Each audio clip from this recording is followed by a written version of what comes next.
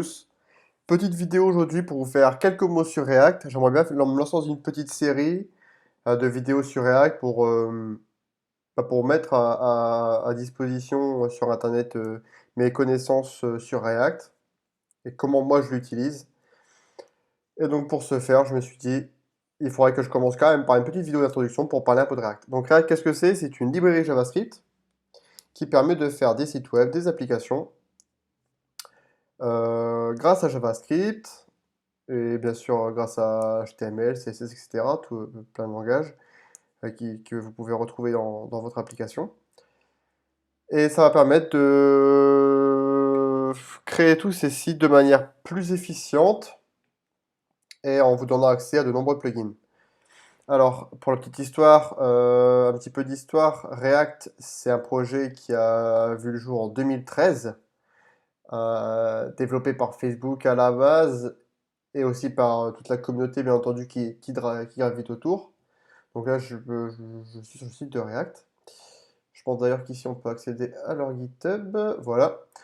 Donc vous pouvez voir, hein, 6700 personnes qui sont en watch dessus, 151 000 stars aujourd'hui, donc à la date du 3 juillet, ce qui est vraiment pas mal, des forks. Et les contributeurs, vous voyez, on a 1468 contributeurs, donc c'est vraiment impressionnant. Et aujourd'hui, on a la version 16.13.1 au début juillet.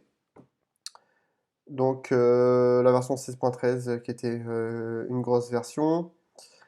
Donc on a vu pas mal de choses arriver ces derniers temps, dont les hooks, je vais en parler dans la chaîne. Et donc voilà, React, un peu ce que c'est. On va rentrer un petit peu dans le détail, hein. Bien démarré sur React. Donc ils ont une doc qui est pas trop mal. Franchement, c'est sympa. Ils ont pas mal de trucs, se tenir au courant, les versions documentées, etc. C'est sympa. C'est aussi pas mal documenté sur Internet. Et pas mal de plugins. Je reviendrai dans les prochaines vidéos. Et, euh, et donc, quelques mots pour commencer. Terrain de jeu, bien entendu, on peut faire du React en sandbox, hein, en CodePen, etc. Euh, Créer facilement une petite application React, ça se fait super facilement. Je vais vous montrer après comment on fait. Et apprendre React, ils ont aussi un cours sur leur site qui est vraiment sympa. Comprendre React, apprendre React. Ok. Et est-ce qu'on peut voir un peu le début de leur tutoriel? Ok. Bonjour tout le monde. Voilà un petit basique, hein, du corps React ressemble à ceci, d'accord? Ils étendent. Ok. Et donc le JSX. Donc le JSX, qu'est-ce que c'est? Le JSX, c'est une extension statique de JavaScript. Donc en fait, il va permettre de faire le lien entre de l'HTML, du JavaScript facilement dans nos composants React. Et ça, c'est un truc qui est vraiment sympathique. Vous voyez un peu ici la syntaxe, hein. Par exemple, ici, on va faire appel à la variable name. Donc on met les accolades, on met name à l'intérieur et ça va nous afficher le contenu de cette variable dans notre page.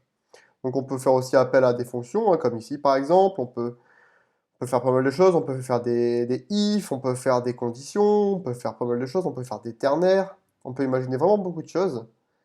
Là, par exemple, ici, on va passer en src le contenu de cette variable. Donc là, on va passer l'URL du user, l'avatar URL. Donc tout simplement, on va afficher de ce fait le contenu de l'image.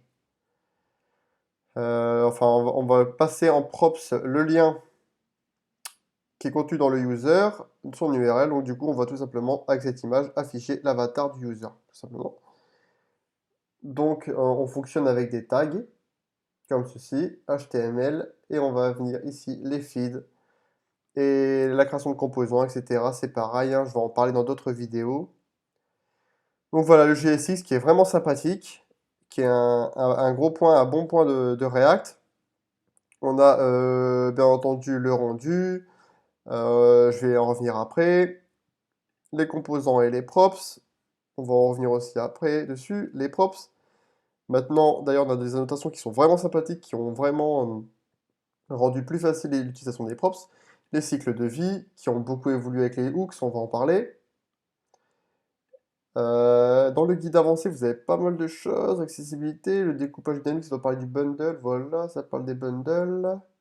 Donc il y a vraiment pas mal de choses sympathiques dans leur tutoriel. Donc, je vous invite à aller faire un petit tour dessus si vous voulez en apprendre un peu plus sur React. Le DOM server, très bien. Les hooks. La plupart de mes vidéos sont certainement sur les hooks, ou en tout cas utiliseront tout ce qui est lié aux hooks, parce que moi j'ai appris React avec les hooks. Donc voilà, les tests, contribuer, bien entendu. Comment contribuer, ils ont même fait ça, c'est beau. D'ailleurs, ils tag Facebook. Ok, sympa. Donc le guide, vraiment sympathique. Ce que je vous conseille avant de commencer React, c'est de commencer par du JavaScript. Très important de commencer par du JavaScript. Je ne sais pas s'ils le disent dans leur